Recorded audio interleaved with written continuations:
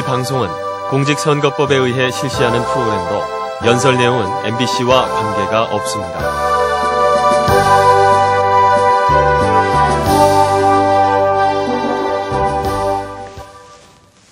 안녕하세요. 민주통합당 국회의원 도종환입니다. 가을입니다. 추분이 지나면서 사레와 닿는 바람의 느낌이 다릅니다. 끝날 것 같지 않던 무더위, 과수원을 지나가던 태풍과 무수히 떨어지던 과일, 그리고 망연자실하던 시간을 생각합니다. 그런 시간을 지나 고요히 익어가고 있는 과일을 바라봅니다. 한 알의 사과 안에는 지난 여름의 폭염과 비바람의 흔적이 고스란히 배어 있습니다. 한 개의 작은 대추 속에도 태풍과 번개의 두렵고 무섭던 시간이 스미어 있습니다. 지난 여름 우리도 힘들었지만 한 개의 과일도 들국화 한 송이도 우리와 똑같이 힘들고 고통스러웠습니다. 그런 순간들을 지나 그들도 우리도 여기까지 왔습니다. 그러면서 모두들 제빛깔로 아름답고 제빛깔로 곱게 물들어갑니다. 그런 가을 풍경을 바라보고 있노라면 사과 한 알 앞에서도 겸허해집니다. 이 깊어가는 가을, 여러분께 세 편의 시를 소개하고자 합니다. 첫 번째 시는 이생진 시인의 벌레 먹은 나뭇잎이라는 시입니다. 제가 먼저 읽어보겠습니다. 벌레 먹은 나뭇잎, 이생진. 나뭇잎이 벌레 먹어서 예쁘다. 귀족의 손처럼 상처 하나 없이 매끈한 것은 어쩐지 베풀 줄 모르는 손 같아서 밉다. 떡갈나무 잎에 벌레 구멍이 뚫려서 그 구멍으로 하늘이 보이는 것은 예쁘다. 상처가 나서 예쁘다는 것이 잘못인 줄 안다. 그러나 남을 먹여가며 살았다는 흔적은 별처럼 아름답다. 이생진 시인의 벌레 먹은 나뭇잎이라는 시였습니다. 벌레 먹은 나뭇잎이나 채소잎을 손에 들고 사람들은 뭐라고 합니까? 벌레 먹었네? 그리고는 열의 아홉은 버려, 이렇게 말합니다. 그런데 이 시에서는 뭐라고 합니까? 나뭇잎이 벌레 먹어서 예쁘다, 이렇게 말합니다. 왜 예쁘다는 걸까요?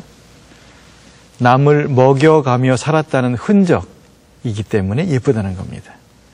벌레가 먹은 게 아니라 벌레를 먹여가며 산 흔적이라고 말합니다. 그렇습니다. 똑같은 사물을 이렇게 다르게 볼 수 있습니다. 벌레 먹은 잎을 벌레를 먹여 살린 흔적이라고 보는 것. 이건 연민의 눈으로 사물을 보는 방식입니다. 이런 연민의 눈, 이게 시인의 눈입니다. 연민의 눈으로 사물을 본다는 것은 시인의 눈으로 본다는 것입니다. 이렇게 연민의 눈, 공감의 눈, 사유의 눈으로 사물과 세상과 사람을 보는 일을 시인이라고 합니다. 겉으로 드러나는 것만 보면은 벌레가 먹고 상처가 났는데 어떻게 예쁘다고 하겠습니까? 그러나 내 것만 지키려고 상처 하나 없이 매끈하게 사는 방식도 있지만 그런 귀족적인 삶보다는 나누고 베풀고 그러다 구멍도 나고 손해도 보면서 공생하고 공존하는 삶도 아름답지 않느냐고 시인은 말을 합니다. 저는 정치도 이랬으면 좋겠습니다. 연민의 눈으로 보고 연민의 눈으로 이웃을 바라보고 이웃의 아픔에 공감하고 함께 아파하고 어떻게 치유해 나갈 것인가를 사유하는 정치, 힐링의 정치였으면 좋겠습니다. 이 세상에 대해서 너무너무 절망한 나머지 유서조차도 남기지 않고 죽어간 22명의 쌍용차 노동자와 그 가족들, 성적 때문에 폭력 때문에 스스로 목숨을 끊는 학생들, 벼랑 끝으로 몰리는 사람들, 그리고 OECD 국가 중에 가장 높은 자살률, 특히 노인 자살률이 가장 높은 이런 킬링의 정치가 아니라 힐링의 정치로 돌아가야 합니다. 역사상 지금처럼 양극화가 심했던 적이 있었던가 싶습니다. 부익부 빈익빈이 바뀌지 않는 채 대물림되고 있고 다음 세대에서조차 뒤집을 수 없는 숙명이라고 생각하는 이들이 많습니다.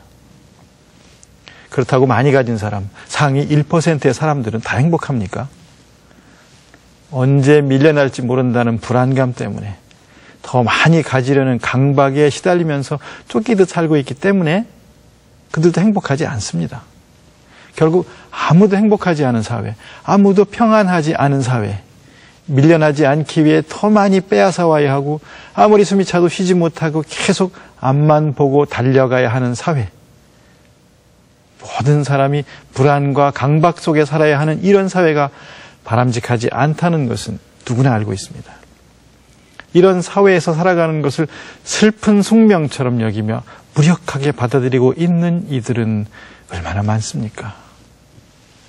이제 며칠 있으면 추석입니다. 떨어져서 지내던 가족이나 친구를 만나서 오랜만에 서로 안부를 묻고 살아가는 이야기도 나누고 그러겠죠. 그러나 즐겁고 따뜻해야 마땅한 자리이지만 사실 마냥 마음이 편한 것만은 아닙니다. 이렇다 할 직장에 취직을 하지 못한 자식들은 부모님 뵙기가 죄송스럽기만 합니다. 먹고 싶은 거, 입고 싶은 거 다 참으며 비싼 학비 대가며 오랫동안 고생하신 부모님께 늘 미안하고 죄스러워서 부채감에 시달립니다. 또 부모는 부모대로 남보다 나은 스펙을 마련할 수 있도록 더 뒷바라지 해줘야 하는데 자식이 취직 못한 게 남만큼 뒷바라지 해주지 못한 자기 탓인 것만 같아서 자식 보기 미안해합니다. 부모도 자식도 모두 최선을 다해 살았지만 서로가 미안하고 죄스럽고 때로는 원망스럽기까지 한 상황입니다. 아무도 잘못하지 않았는데 모두가 잘못인 것 같이 되어버렸습니다. 이번 추석에 만나면 자식의 손이라도 잡고 괜찮아, 네 탓이 아니야, 네가 게으르고 무능해서가 아니야, 이렇게 말씀해 주시면 어떨까요? 청년들도 아버지 어머니가 최선을 다해서 자신을 키워주신 걸 잘 압니다. 원망하지 않습니다. 그들도 최선을 다해 살아가게 되기를 바랍니다. 그리고 젊은이들이 최선을 다해 살아갈 수 있는 세상을 만드는 일에 정치가 나서야 한다고 생각합니다. 할 수만 있다면 저는 그들이 자신을 바꾸기보다 세상을 바꾸기 위해 함께 나서기를 바랍니다. 요즘 청년들 참 불쌍하다는 말 많이 하십니다. 역사상 이렇게 많은 것을 배우고 이렇게 오랫동안 학교나 학원에 다니며 수많은 자격증과 외국어 점수를 땄던 청년들이 없다고 합니다. 그러면서도 역사상 가장 가난한 청년들입니다. 취업준비생과 구직 포기자를 포함한 사실상의 실업자가 청년 인구의 20%를 넘는 실정입니다. 일부는 꿈을 간직한 채 노량진에서 고시원에서 컵밥이라는 걸 먹어가면서 시험 준비에 열중하지만 이 역시 불안하고 막막하기는 마찬가지입니다. 물론 부모 세대도 가난했습니다. 휴대폰도 없었고 좋은 옷으로 멋지게 꾸미고 다니지도 못했죠. 그러나 부모 세대는 적어도 빚은 없었습니다. 열심히 공부하면 그에 합당한 일자리를 구할 수 있었습니다. 꿈도 있고 희망도 미래에 대한 계획도 있었습니다. 사랑도 하고 결혼도 하고 내 집 마련 적금도 부었습니다. 그런데 지금 청년들은 갚아야 할 대출금을 아는 채 학교를 졸업합니다. 열심히 준비해도 안정적인 일자리를 구하지 못합니다. 제대로 된 일자리 대신에 임시직 중심의 일자리만 늘려놨기 때문입니다. 비정규직이나 아르바이트를 전전하며 빚을 갚느라 사는 게 얼마나 팍팍한지 결혼은 물론 연애조차 사치라고 생각합니다. 오죽하면 결혼도 출산도 내 집 마련도 포기한 3포 세대라는 그런 자주의 말이 나왔겠습니까? 기성세대로서 이런 세상을 물려준 것이 미안하고 또 미안합니다.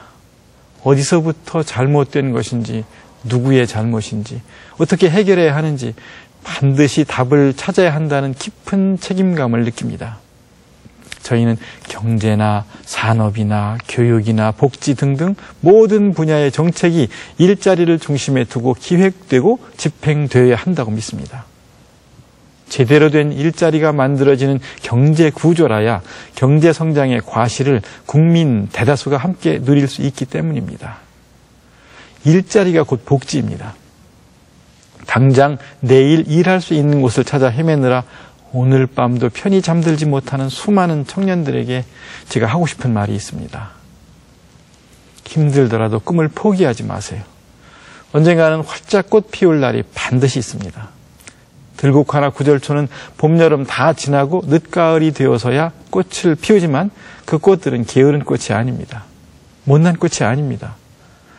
어떤 꽃은 먼저 피고 어떤 꽃은 나중에 피는 겁니다. 우리는 다른 꽃보다 먼저 피는 꽃이 되지 않으면 안 된다는 강박에 쌓여 삽니다. 조금이라도 뒤처지는 것 같으면 조바심을 내고 불안해합니다.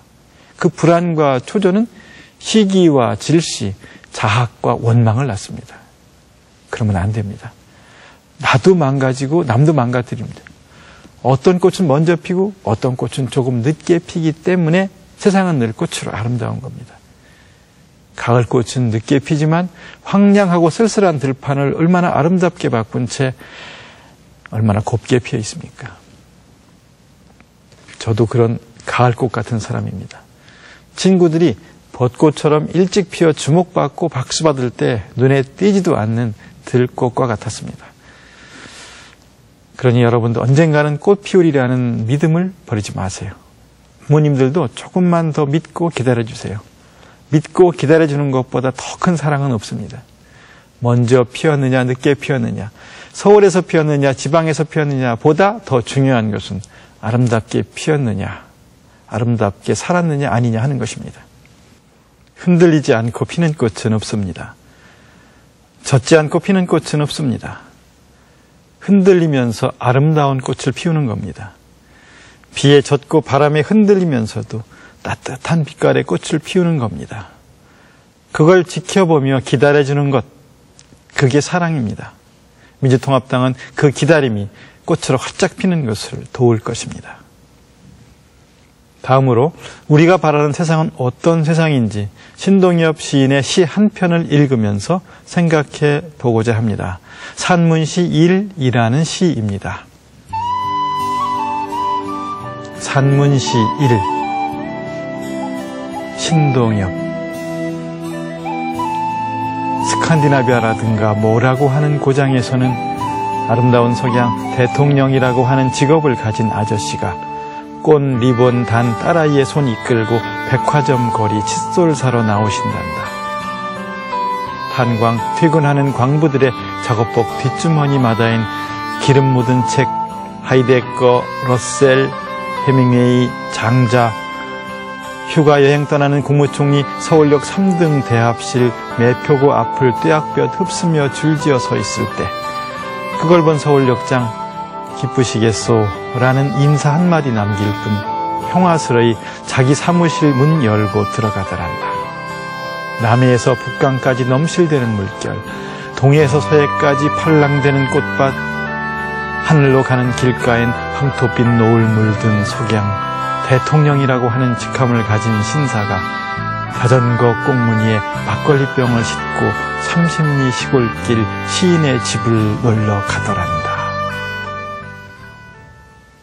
제목도 산문시이고요. 내용도 산문시입니다. 시청자들이 보시기에 너무 길지 않을까 싶어서 중간에 여러 단락을 줄여서 읽었습니다. 대통령이 꽃리본 단 딸아이의 손을 잡고 백화점 거리에 칫솔을 사러 나올 수 있는 나라. 대통령이 자전거 꽁무니에 막걸리병을 싣고 30리 떨어진 시골길 시인의 집에 놀러가는 나라. 신동엽 시인은 일찍이 그런 나라를 꿈꾸었습니다. 신동엽 시인은 이 시를 60년대 후반에 썼는데요. 여러분 이런 자전거 타는 대통령 보신 적 있지요? 저는 자전거 뒤에 손녀딸을 태우고 논길을 달리는 대통령의 모습이 참 보기 좋았었습니다. 내 이웃 같은 대통령, 편안하고 따뜻하고 대화가 통하는 대통령, 가난하고 어려운 사람들 편이 되어주는 대통령, 앞으로 그렇게 하겠다고 선거 때가 되면 공약을 내거는 대통령 말고 젊은 시절부터 그렇게 살아온 대통령, 정의롭게 살아온 대통령, 청렴하고 깨끗하게 살아온 대통령이 우리 옆에 있었으면 좋겠습니다.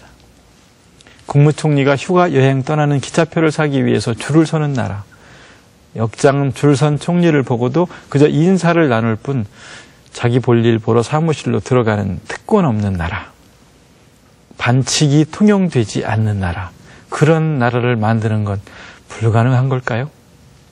노동하는 사람들의 삶이 풍요로운 나라, 탄광에서 일하는 노동자들의 뒷주머니에 해밍웨이의 소설이나 기름때 잔뜩 묻은 러셀의 인생론이 꽂혀있는 나라, 노동하는 이들이 대접받고 삶의 질이 높은 나라, 저는 그런 나라를 만들었으면 좋겠습니다.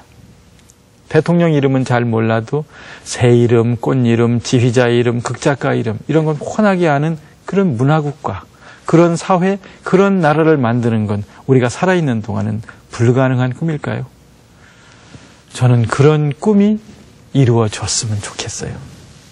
저마다 자기의 일자리가 있는 세상, 교육과 고용의 중심에 효율도 성과도 아닌 사람이 있는 세상, 누구나 복지의 혜택을 받으며 인간적 존엄성을 보장받는 세상, 돈과 지위, 직업과 신분, 학력에 따라서 차별받지 않는 세상, 절대다수의 국민이 행복한 세상, 저기 어디 먼 나라의 이야기가 아니라 지금 여기 우리 땅에서 이런 세상을 만들기 위해 저희는 최선을 다할 것입니다.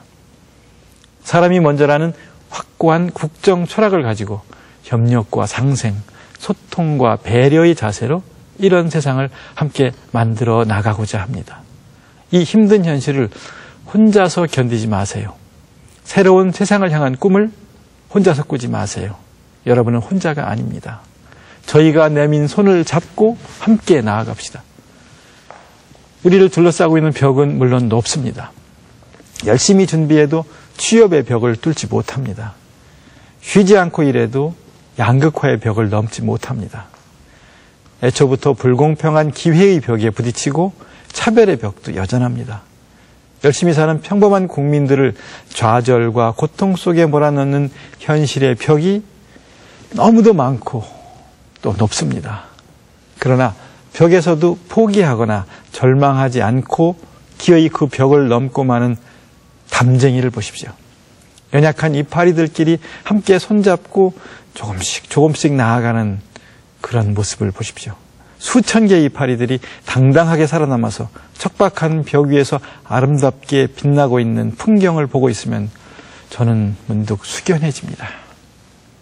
우리 모두 절망적인 환경을 아름다운 풍경으로 바꾸는 담쟁이처럼 손을 잡고 이 시대의 벽을 넘읍시다. 함께 새로운 시대의 문을 엽시다. 마지막으로 이런 제 마음을 담은 제 시 담쟁이를 읽어드리겠습니다. 담쟁이, 도종환. 저것은 벽, 어쩔 수 없는 벽이라고 우리가 느낄 때, 그때 담쟁이는 말없이 그 벽을 오른다. 물 한 방울 없고 씨앗 한 톨 살아남을 수 없는 저것은 절망의 벽이라고 말할 때 담쟁이는 서두르지 않고 앞으로 나아간다. 한 뼘이라도 꼭 여럿이 함께 손을 잡고 올라간다. 푸르게 절망을 다 덮을 때까지 바로 그 절망을 잡고 놓지 않는다. 저것은 넘을 수 없는 벽이라고 고개를 떨구고 있을 때 담쟁이 잎 하나는 담쟁이 잎 수천 개를 이끌고 결국 그 벽을 넘는다. 여러분 함께 손잡고 우리 앞에 놓여 있는 저 벽을 넘읍시다. 감사합니다.